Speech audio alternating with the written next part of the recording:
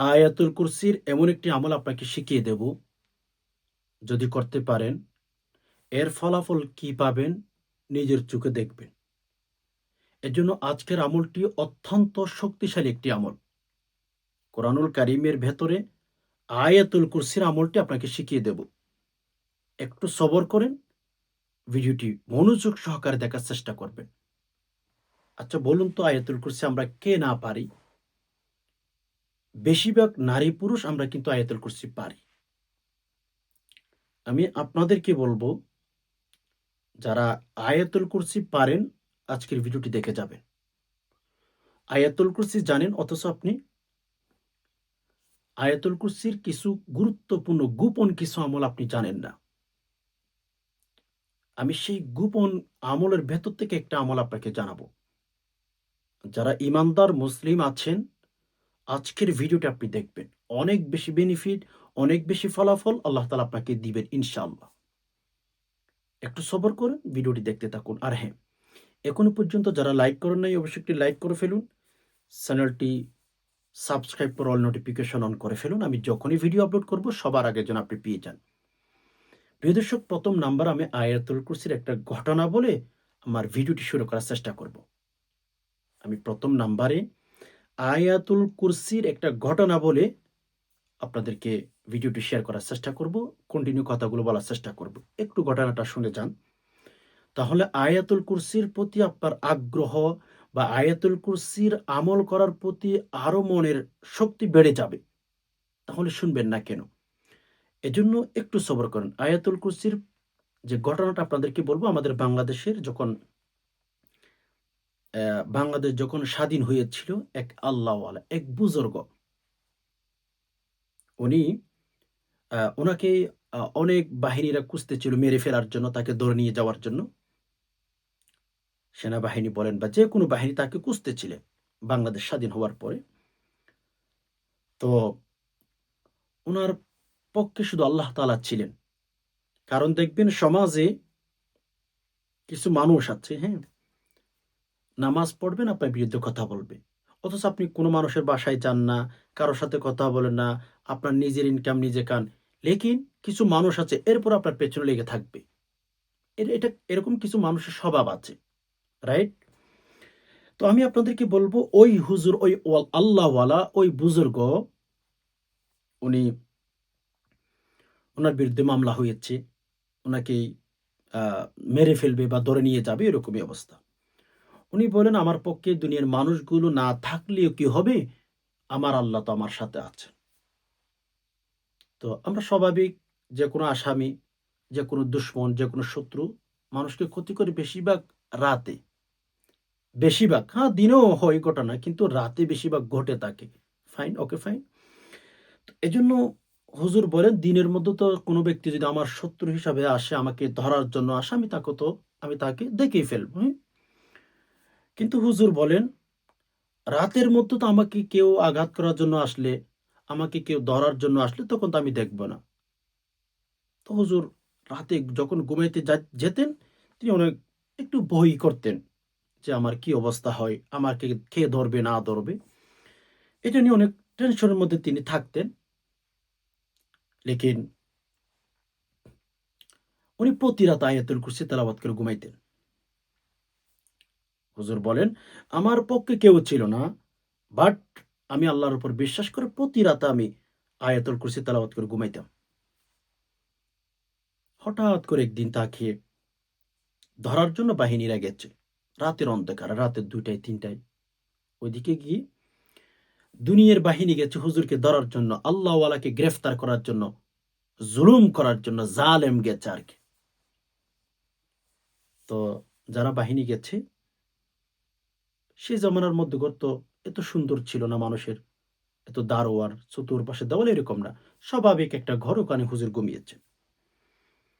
তো হুজুর তো আয়াতুল কুরসি তেলাওয়াত করে ঘুমিয়ে গেছেন। বাহিনী যারা হুজুরকে ধরার জন্য গেছে, মেরা আজিজু, তো উনারা বলেন, আমরা হুজুরের ঘরে ঢোকার কোনো সুযোগই পাইতেছিলাম না। বলে, "কেন?" হুজুরকে ধরার কোনো অপশন আমরা পাইতেছিলাম না। কেন? যে হুজুরকে ধরতে যাব কিভাবে?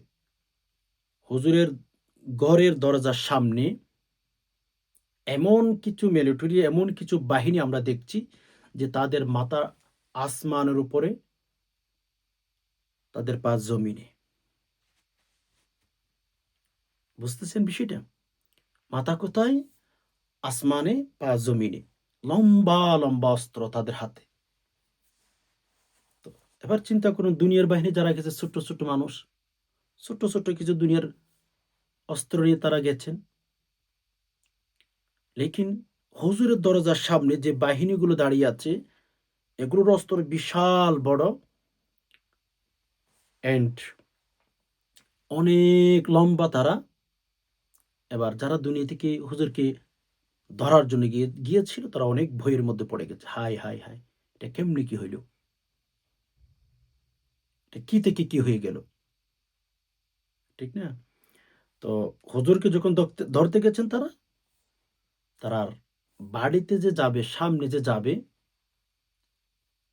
সেটার মতো সেই সুযোগ বা সেই শক্তি তাদের ছিলই না। তারা ব্যাক হয়ে গেল। তারা বলতেছিল যে, "এত বাহিনী, এত বড়, বড় বাহিনী কোথায় থেকে হুজুর এদেরকে নিয়ে আসলেন? এদেরকে কোথায় থেকে নিয়ে আসলো হুজুর?" তারা আর হুজুরের বাসায় ঢোকার সাহস পায় নাই। সকাল যখন হয়ে গেল, সকালে হুজুরের ঘরে আসলেন তারা। সকালে এসে দেখে সে বাহিনীগুলো নাই। রাতে বাহিনী ছিল, সকালে আর কোনো বাহিনী নাই। দুনিয়ার মধ্যে যারা বাহিনী, সেনাবাহিনী বলেন যেকোনো বাহিনী যারা হুজুরকে ক্ষতি করার জন্য গিয়েছিল, তারা সকালেই হুজুরের বাসায় আসার পর হুজুরের পায়ে ধরল যে, "হুজুর আমাদেরকে মাফ করে দিয়েন। প্লিজ আপনি আমাদেরকে একটু মাফ কইরেন।" হুজুর তো কিচ্ছু বুঝতেছে না। হোয়াই? কেন? তখন ওই বাহিনীগুলো বলছিলেন যে, "হুজুর আসলে আমরা রাতে আপনাকে ধরে নিয়ে যাওয়ার জন্য এসেছিলাম। আপনাকে ক্ষতি করার জন্য আমরা এসেছিলাম। কিন্তু হুজুর আ আপনাকে তো ধরার জন্য আসছি। আইসা দেখি যে এখানে আপনার ঘরের সামনে অনেক বিরাট, বিরাট বাহিনীগুলো। অনেক বিরাট, বিরাট বাহিনী। আমরা আপনাকে আর ধরার, আপনার ঘরে ঢোকার মতো সাহস আমরা পাই নাই।" সুবহানাল্লাহ! তো হুজুর সাথে, সাথে একটা লম্বা সেজদার মধ্যে পড়ে গেলেন যে, আল্লাহ পাকের কালাম সত্য। আল্লাহ পাকের বিধান সত্য। সুবহানাল্লাহ! এজন্য সম্মানিত দ্বীনি ভাই বোন, আমরা যদি প্রতি রাতে আয়াতুল কুরসি তেলাওয়াত করে ঘুমিয়ে যেতে পারি, দুনিয়ার কোন শত্রু আমাদের ক্ষতি করতে পারবে না। হুজুর বলেন যে, "আমি লম্বা একটা সিজদা দিলাম। আল্লাহ পাকের কালাম সত্য।" কেন? বাহিনীরা জিজ্ঞেস করেছিলেন যে, "হুজুর আপনি এত বিরাট, বিরাট বাহিনীগুলো কোথায় থেকে এনেছেন?" উনি তখন সেজদা দিয়ে সবার সামনে বলেছিলেন যে, "আল্লাহ পাকের কালাম সত্য।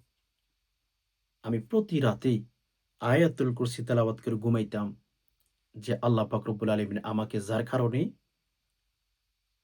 ফেরেশতা দিয়ে পাহারা দিয়েছেন যেন পৃথিবীর কোন শত্রু আমার ক্ষতি করতে না পারে। আল্লাহ ফেরেশতা পাঠিয়েছিলেন। সুবহানাল্লাহ। এজন্য সম্মানিত দ্বীনি ভাই-বোন আমি প্রত্যেক ভাই-বোনদেরকে বলব যারা রাতে ঘুমাইতে ভয় পান, রাতে যারা শত্রুর ভয়ের মধ্যে থাকেন, ১ নাম্বার উযু করবেন। উযু করার পরে আপনারা হচ্ছে এরপরে আয়াতুল কুরসি পাঠ করে ঘুমিয়ে যাবেন। আল্লাহ আপনাকে হেফাজত করবেন। আল্লাহ সুবহানাহু ওয়া তাআলা আপনাকে ফেরেশতা দিবেন, পাহারা দিবেন। তাহলে আপনার কোন ব্যক্তি, কোন শক্তি ক্ষতি করতে পারবে না। এজন্য আমলটি করার চেষ্টা করবেন। তো যাই হোক সম্মানিত দ্বীনি ভাই-বোন আয়াতুল কুরসির ফজিলত তো বলে শেষ করা যাবে না, অনেক ফজিলত। তবে বিশেষ করে আজকে আমি আপনাদেরকে যে আমলটি বলব সেটা আমার শেখানো পদ্ধতিতে করার চেষ্টা করবেন। কিভাবে করবেন? আয়াতুল কুরসির ফজিলত তো অনেক বলা যাবে। আমি সংক্ষিপ্ত করে শুধু আমলটা বলে দিচ্ছি। ভিডিওটা শেষ করে দেব আরকি। ভিডিওটি অনেক লং হয়ে গেলে অনেকে দেখতে চান না। এজন্য আমি সংক্ষিপ্ত করে শেষ করে দিতেছি। আচ্ছা। ১ম নম্বরে আপনি উযু করবেন। উযু করে এসে যদি সুযোগ সুবিধা থাকে ২ রাকাত সলাতুল হাজতের নামাজ পড়বেন। ২ রাকাত সলাতুল হাজতের নামাজ পড়বেন। আচ্ছা। সালাতুল হাজতের নামাজ পড়ার পরে কিবলামুখী হয়ে বসে ৩ বার ইস্তেগফার, আস্তাগফিরুল্লাহ, আস্তাগফিরুল্লাহ, আস্তাগফিরুল্লাহ, আস্তাগফিরুল্লাহ। ৩ বার ইস্তেগফার। এরপরে ৩ বার দুরূদ শরীফ। আল্লাহুম্মা সাল্লি আলা মুহাম্মদ সাল্লাল্লাহু আলাইহি ওয়াসাল্লাম। আল্লাহুম্মা সাল্লি আলা মুহাম্মদ সাল্লাল্লাহু আলাইহি ওয়াসাল্লাম। আল্লাহুম্মা সাল্লি আলা মুহাম্মদ সাল্লাল্লাহু আলাইহি ওয়াসাল্লাম। ওকে, ৩ বার দুরূদ শরীফ, ৩ বার ইস্তেগফার পাঠ করা আপনার কমপ্লিট হয়ে গেছে। এরপর আয়াতুল কুরসি আপনি ৭ বার তেলাওয়াত করবেন সহিহ শুদ্ধ করে। আমি একবার তেলাওয়াত করে দিতেছি, আপনার স্ক্রিনে লক্ষ্য করুন। এভাবে তেলাওয়াত করবেন।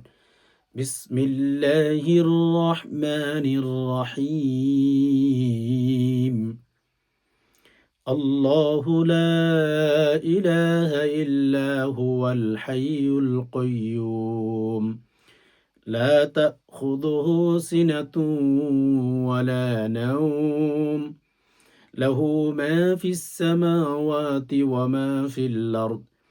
من ذا الذي يشفع عنده إلا بإذنه يعلم ما بين أيديهم وما خلفهم ولا يحيطون بشيء من علمه إلا بما شاء وسع كرسيه السماوات والأرض ولا يؤوده حفظهما وهو العلي العظيم। এভাবে আয়াতুল কুরসিটি আপনি ৭ বার তেলাওয়াত করবেন সহিহ শুদ্ধ করে। এরপরে ৩ বার আবার দুরূদ শরীফ পাঠ করবেন। এখন আমার শেখানো পদ্ধতিতে আমলটি কমপ্লিট করে ফেলেছেন। কি করবেন এরপরে? আপনার ঘরে যদি কোনো ব্যক্তি জাদুটোনায় আক্রান্ত হয়ে থাকে, জিনে আসর করে থাকে, ওই ব্যক্তিকে সামনে বসাবেন।